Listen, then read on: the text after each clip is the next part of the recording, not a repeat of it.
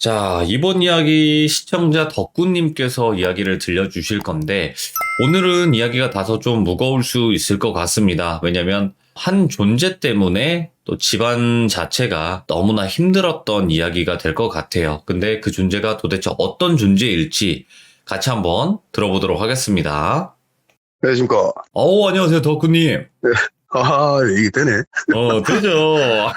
반갑습니다. 반갑습니다. 자, 오늘 덕구님이 또 이렇게 활기차게 인사를 해주셨지만, 오늘 해주실 이야기는 무겁긴 해요. 그죠? 예, 맞습니다. 네, 어떻게 보면 개인 가정사 중에서도 가장 좀 안 좋은 일이잖아요. 우리 덕구님께서 해주실 이야기가, 아까 말씀하신 것처럼 4대째?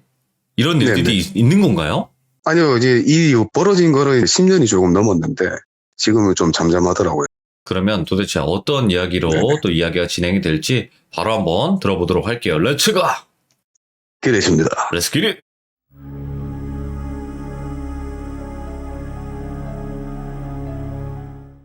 주제는 딱 하나 이무기에 관한 건데, 이무기요? 예. 예. 이무기에 모든 이야기가 연결이 되고, 오늘은 집에 줄소상 났던 얘기까지 한번 해보려 합니다. 예. 저희 집에서 1분 정도 떨어진 곳에 절이 하나 있습니다. 그 앞에 황룡사라고 하는 곳이 있는데 거기 황금용이 승천했다고 하는 엄청 큰 우물이 하나 있어요. 신화적인 장소니까 성스러운 곳으로 취급을 많이 받았겠죠. 그렇죠. 불자셨던 할머니께서 그곳에서 매일같이 초를 켜놓고 물 떠놓고 이렇게 비셨거든요. 하면 안 되는 행위인데 무속신앙에서. 하루 이틀도 아니고 그 몇십 년 동안 새벽절에 갔다가 그 앞에서 맨날 그러고 계셨어요. 이제 와서 생각해보면 그 얼마나 영혼 같은 거라든가 그게 많이 깃들었겠어요. 그렇죠. 그러니까 이 행위로 모든 것이 시작됐던 것 같은데 아버지가 변하시기 시작하신 게 제가 중학교 3학년 때쯤부터 사람이 확 변하기 시작하셨는데 예. 이게 어떻게 변하기 시작하셨냐면 원래도 성질적인 부분에서는 되게 좀 얕아갖고 좀 많이 사나이셨는데 그래도 가정에 해를 입히시거나 뭐 기분 안 내킨다고 집에 뭐 안 좋게 하는 그런 건 절대 없었는데 아버지가 참 술을 좋아하셨습니다. 어느 순간부터 술만 드시는 날이면 눈이 시뻘개진 채로 대문을 발로 까고 들어오시거든요. 오? 예. 그렇게 들어오셔가지고 가족도 똑바로 못 알아보고 그렇게 괴롭히셨는데 나중 가서는 이유 없이 손찌검도 시작되시고 항상 그때 그렇게 되면은 마치 딴 사람이 하는 소리 마냥 횡설수설을 하시면서 씩 웃으시면서 맨날 하는 말이 어머니한테 네가 현모양처면은 이게 지켜질 것 같냐고 이제 내가 다 끝내줄게 라면서 이렇게 입에 담지도 못할 만큼 상스러운 욕도 섞어가면서 그렇게 하셨거든요. 어이구, 예. 그러다가 아버지 도박 같은 거 정말 안 좋아하시던 분인데 노름에 또 어느 순간 손을 대기 시작하십니다. 재산으로 가지고 있던 땅이고 돈이고 다 날려먹고 진짜 정말 양반이셨어요.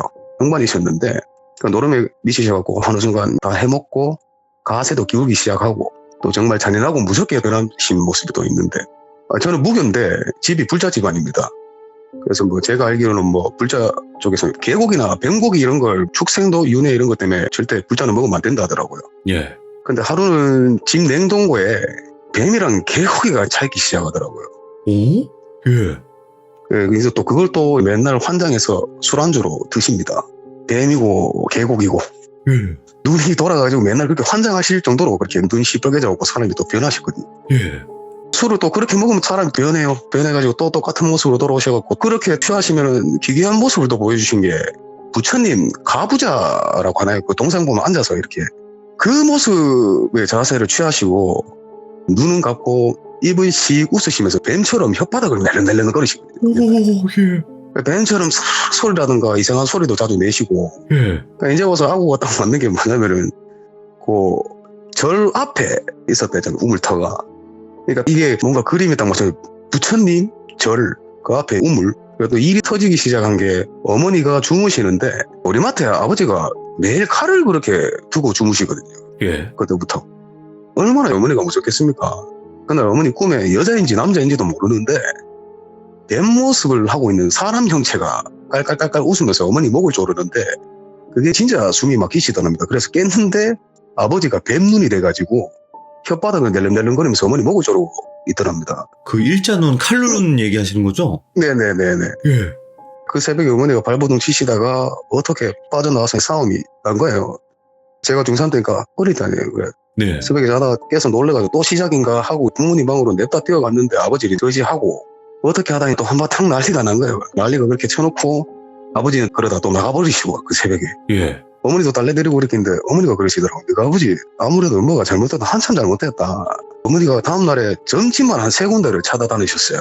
다 똑같이 하시는 말이 흰 소복을 입은 깡철이가 붙었다. 뱀. 어쩌다 깡철이. 이런 게 저런 게 붙어가고 이래 왔냐가 어머니 뒤에서 웃으면서 턱을 개고 쭈글 앉아서 비웃듯이 보고 있었대요. 그게. 예, 예. 가는 점집마다 이거는 감당이 안 된다. 방도가 없다. 그래서 그냥 돌아오셨는데 아버지는 또 어디서 외박을 하고 그날 오셔가지고 자기가 왜 외박을 했는지 전날 무슨 짓을 했는지도 모르고 네. 기억도 못하시고 온몸이 흑두성이가 돼서 그렇게 돌아오셨거든요.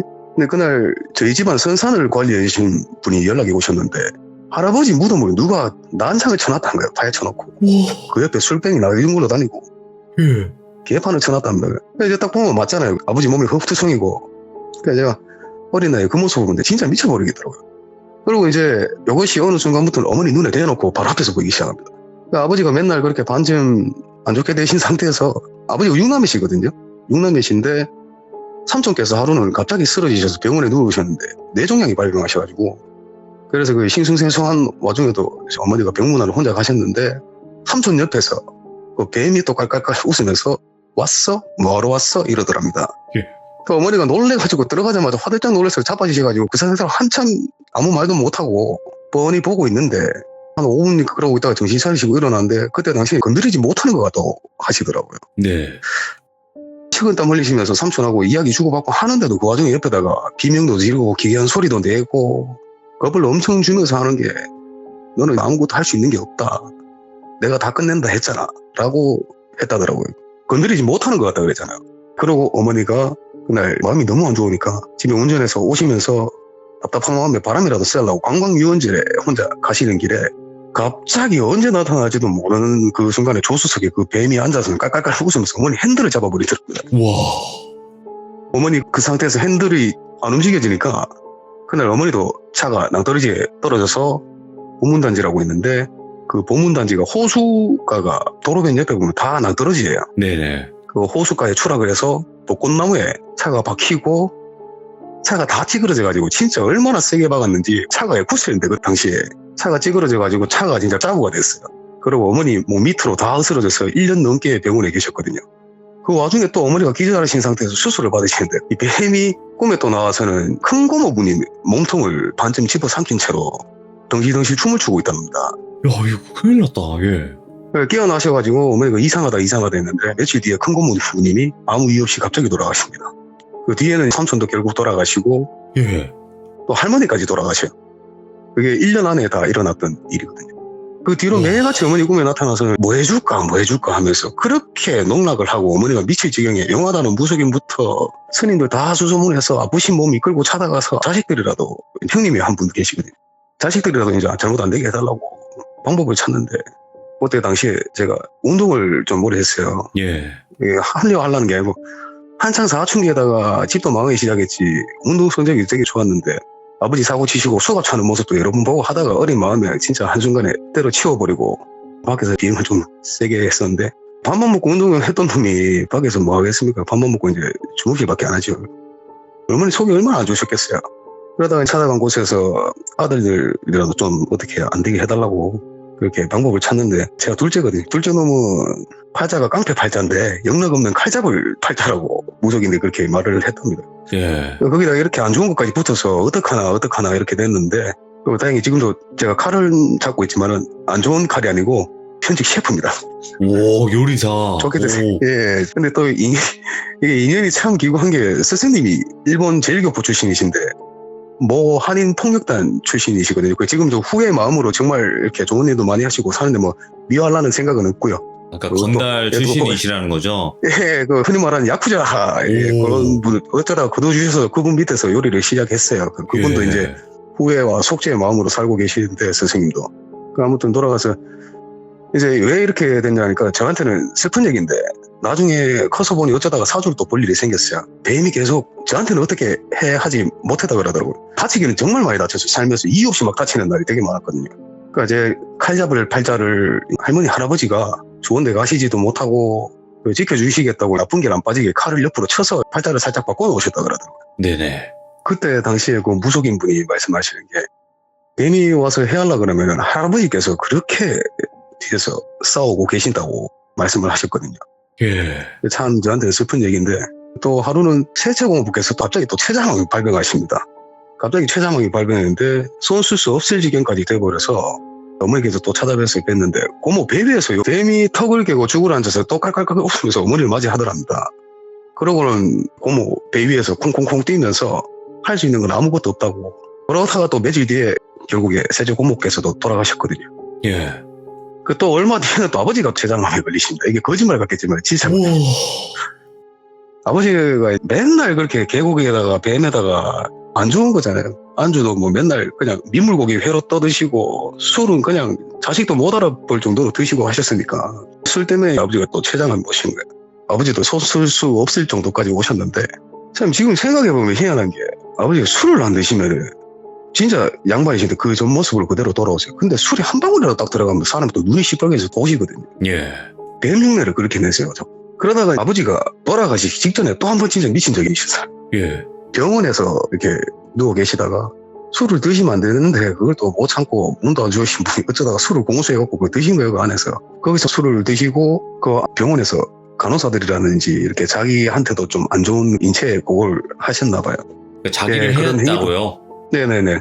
그 와중에 그때는 아예 더 미치셔가지고 뱀처럼 땅바닥에 몸에 피가 범벅이 되는데 꾸물꾸물 기어다니시더랍니다. 오. 제가 그 어린 나이에 그 모습을 딱 보는데 형님하고 진짜 죽겠더라고요. 그러다가 얼마 뒤에 돌아가시 직전에는 아버지께서 정상적으로 돌아오셨어요. 그 뱀이 떨어져 예. 나갔는지 모르겠는데. 예. 아버지가 돌아가시기 하루 전날 하시던 말씀이 이제 암이 딱 걸리면 사람이 죽기 직전에는 이제 손가락도 하나 까딱 못 하거든요. 예. 하루하루가 다르게 변해가는데 아버지가 뱀 조심하라 그러시더라고요. 그리고 또 얼마 뒤에는 어머니가 사기를 크게 당하셔가지고 집에 있는 선산이고 뭐고 다 날아가게 됐었거든요. 예. 근데 항상 그 뒤에 어머니가 뭔가 일을 하려고 하거나 사람 관계에 있으면은 그 뒤에 그 뱀 여자가 항상 그 사람 뒤에 어머니 맞은편에 뒤에서 노려보고 있답니다. 그러다가 얼마 뒤에는 또 제가 조금 커가지고 성인이 됐는데 없는 집에 운동하던 놈이 뭐 하겠어요. 나쁜 길로 안 빠지려고 아등바등 어떻게 돈을 모아서 빠른 나이에 사업을 시작하게 됐는데 예. 제가 그때 폐타이어 수출을 하는 일을 했었거든요. 일이 처음에는 잘 풀리더라고요. 그때 당시에 아프리카 쪽으로 타이어를 넘기려고 하면은 딱 그때 당시에 한 분만 거칠 수 있어요. 저는 어떻게 운 좋게 그분하고 연이 돼가지고 수출하는 일을 하게 됐는데 그때 제가 살면서 귀신을 보거나 가위를 눌린 적이 한 번도 없었는데 그때 처음 보게 됩니다. 그 뱀을. 예. 하루는 그분하고 비즈니스 일 때문에 식당에서 밥을 먹는데 저기 뒤에서 내가 헛걸을 봤는데 그분 뒤편에 화장실이 있었어요. 식당 뒤편에 화장실이 있었는데 거기에서 웬 여자가 진짜 기괴하게 웃으면서 자꾸 저는 노려봐요. 어쩌다 신경 쓰지 않고 밥을 먹다가 얘기라도 눈이 자꾸 가는데 그분이 이렇게 저 뒤에 자꾸 이상한 사람이 쳐다본다 자리를 옮기든지 술자리를 갖자 이렇게 넘어가려고 했는데 그분께서 뒤에 돌아오면 아니 나중에 딱 보니까는 사람이 온데간데 없어요. 그 사람 사람인지 아닌지 모르겠고 그 술집에 저희밖에 없었는데 그러다가 자리를 이동해서 술을 먹게 되는데 옆 테이블에 그 여자가 혼자 앉아서 술을 먹고 있더라고요. 근데 이제는 이게 내가 느낌이 있어 해가지고 그날은 뭔가 좀 마음이 안 좋더라고요. 그래서 그냥 자리를 파하고 저도 그날 일을 정리하면서 잠자리에 들었는데 그 여자가 제 사업 파트너의 다리를 물고 있는 꿈을 꿨어요. 제가 그때 어린애 이래저래 열심히 해가지고 모은 돈으로 투자를 한 상황이었어요. 저도 수출을 해야 되는 입장이고 그렇지. 그분께 투자도 네. 하고 이런 입장이었는데 그분이 갑자기 돌연사하십니다. 그 꿈을 꾸고 그분이 며칠 있다가 갑자기 이유 없이 돌아가십니다. 아니 이거는 그냥 뭐 아픈 거 정도가 아니라 죽여버리네요 그냥. 예, 갑자기 돌아가십니다. 와. 저는 또 이래저래 돈은 돈대로 날리지 사람은 사람대로 날아가지 참 미치겠더라고요. 그러고는 이런 일이 저런 일이 있었다 어머니께 말씀드렸는데 어머니 진짜 노이로제가 걸리죠. 눈물부터 흘리시더라고요. 그 얘기를 하니까. 희한하게 형님은 한 번도 그런 피해를 입은 적이 없어요. 뱀 꿈을 꾼다든지. 저도 그때 처음 보고 첫 번째 사업이 실대로 돌아가고 그 뒤에는 어머니께 또 나타나십니다.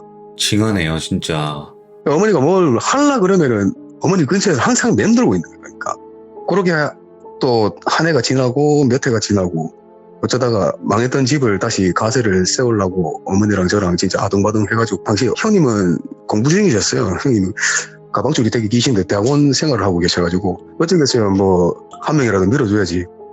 형님 대학원 시절에 그 금액도 어머니랑 대부분 충당을 하면서 그렇게 지내고 있었는데 한순간에 또 집이 박살난 적이 한 번 있었는데 예. 어머니가 전세자금 대출을 한번 어쩌다가 받으려고 하는 그런 상황이 있어서 이 지금 살고 있는 집은 그때 잠깐 딴 데로 넘어갔었거든요. 아이고. 예, 나중에 찾게 됐는데 찾은 지 몇 년 안 됐어요. 그래서 그때 당시에 어머니가 답답하게 살다가 또 전세 대출 받아가지고 집을 구했는데 그 집이 또 얼마 안 돼가지고 허물어야 되는 그런 입장인데 없는 형편에 돈은 돈대로 다 날아가고 그러다가 어머니 꿈에 또 나타나요. 그 뱀이. 네. 뱀이 나타나가지고 한다는 말이 아무것도 못한다고 살 생각하지 말고 그냥 죽으라고 너네는 내가 피를 말려 죽일 거라고 그리고 나를 왜 불러냈냐 그렇게 말을 하더랍니다. 그러니까 이제 점집 같은 데 돌아다니다 보면은 시작이 된 게 전부 다 집에 엄한 데서 빚이던 분이 계셨냐 나중에 또 알고 보니까 빚이던 분은 할머니밖에 안 계시는데 예. 참 알고 보니까 그 용난 자리에는 이모기들이 그렇게 자리를 차지하고 살고 있다 그러더라고요. 그렇게 하다가 또 작년에는 사촌 형님이 뱀 꿈을 꾸기 시작하시면서 돌아가셨거든요. 제가 사촌이 딱 한 명 있거든요. 진짜 친했던 형님인데 좋아했던 형님인데 어느 순간 뱀 꿈을 꾸기 시작하시다가 작년에 사촌 형님이 이런 나이에 돌아가십니다. 도대체 몇 명이 돌아가신 거예요, 지금? 주초상이 났습니다. 잠잠하다 싶었는데 제가 작년까지 가게를 조그맣게 하나 하고 있었는데 요 가게가 코로나 때문에 조금 기울기 시작해서 가게가 좀 안 좋게 돼서 팔았거든요. 근데 또 제가 처음에 자리 치고 들어가는데 그 자리가 도깨비 자리를 골라서 들어가도 도깨비터에 들어간 거예요, 제가 또. 근데 단골 손님 중에 한 분이 무속인 분이 계셨거든요.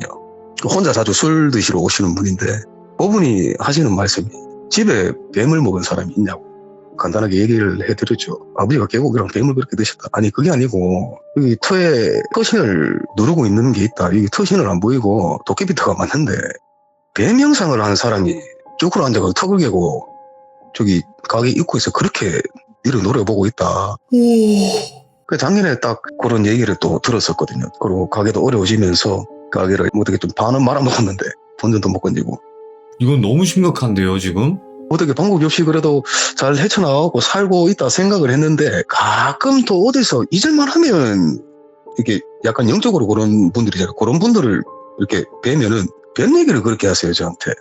아니, 지금 정리가 좀 안 된 상태에서 얘기를 해주셨는데도 이 정도인데, 이게 심각한 수준으로 따지면 지금까지 시들무 참여하신 분들 중에서 가장 심각한 수준이거든요? 아, 그런가요? 왜냐면 줄초상이 나고 있는 거잖아요. 지금만 해도 돌아가신 분이 그 뱀 때문에 돌아가신 분이 몇 명이에요, 지금? 아, 집안 핏줄뿐만이 아니고 관련된 사람을 그냥 아예 다 앗아가 버리니까. 그래가지고 뭐 그냥 내일도 해가 뜰 거야 그래도 화이팅하고 살자 이렇게 생각은 하면서 살고 있는데 씩씩하게 살긴 사는데 아직 지치지는 않았습니다. 지치지는 안 하고 잊을만 하면 나타날까 얘가 같이 놀다가 이렇게 질렸나 싶을 정도. 옛날에는 진짜 맨날 어머니가 노이로제 걸려서 진짜 돌아버리실 지경까지 갔거든요. 아니, 이 정도면 진짜 TV에서 뱀만 나와도 진짜 난리 나요. 지금 이 정도면. 아, 정말 싫어합니다. 뱀 정말 안 좋아합니다. 와. 일단은 지금 뭐 이묵이라는 존재인지도 모르겠어요, 솔직하게. 그냥 뱀 귀신이라고 할게요. 뱀 네네. 귀신 때문에 지금 이렇게까지 집안 자체가 한마디로 진짜 풍비박산이 난 건데. 이게 점집 같은 데 가면은 뭐 애지간한 무속인 분들은 어떻게 감당을 못한다고 하시더라고요. 그래서 뱀 귀신.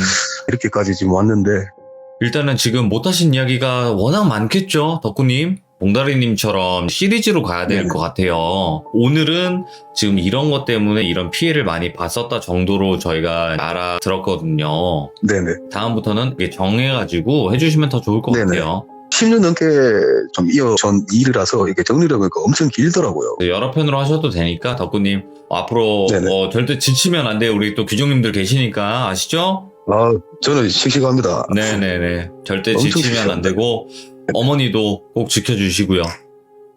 예, 알겠습니다. 어머니 엄청 건강하세요, 지금. 예. 다행이네요. 그나마 다행이네요. 네네네. 네. 아이고, 덕구님, 다음번에 또 다른 에피소드로 찾아봐 주시기 바랍니다. 감사합니다. 네네. 알겠습니다. 고맙습니다. 들어가세요. 감사합니다. 예. 와, 진짜 이거 이야기요, 여러분들. 지금 덕구님께서 한 번에 끝내보려고 했지만 그게 불가능하다고 판단을 하셨고, 그리고 이거 지금 보통 일이 아니에요. 지금 피해를 준 것만으로 따져보면 오카상보다 훨씬 심하거든요, 지금 이게. 얘는 그냥 기회를 주는 게 아니라 다 죽여버리니까, 그냥 목숨을 빼앗아 버리니까 이 이상 심각한 건 없잖아요. 도대체 또 어떤 에피소드들이 남아있을지 궁금하기도 하면서, 한편으로 이 정도의 일을 겪으시면서도 이 정도 멘탈을 유지하신다는 것 자체가 한편으로 대단한 것 같습니다, 덕구님이. 오늘 이야기를 시작으로서 정말 또 들려주실 이야기가 많다고 하니까 다음번에도 다른 이야기로 한번 들어보면 될 것 같습니다. 감사합니다. 고맙습니다.